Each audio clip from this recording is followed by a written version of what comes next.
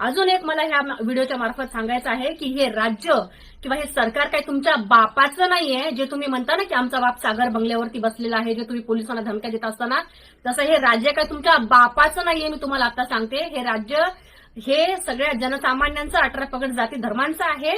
त्याच्यामुळे कोणाला निधी द्यायचा आणि कोणाला नाही द्यायचा याचा विचार तुम्ही करू नये.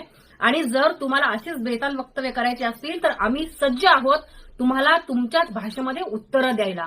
त्याच्यामुळे मी सांगते अजून एक तुम्हाला की ठाकरेंना तुम्ही ठाकरेचे आमदार पळवले, पक्ष फोडला, बाण चोरून घेऊन गेलात, रोज ठाकरेंची शिवसैनिक तुम्ही पळवताय आणि अशी वक्तव्य करून तुम्ही ठाकरेंच्या सैनिकांचं मनोबल मनोधैर्य तुम्ही कमी करण्याचा जर प्रयत्न करत असाल तर ते तुमचं कधीच तुम्ही त्या गोष्टीत सक्सेस होणार नाही. तुम्ही एवढं तुम्हाला सांगते.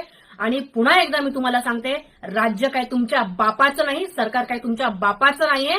त्यामुळे वक्तव्य करत असताना विचार करून करा.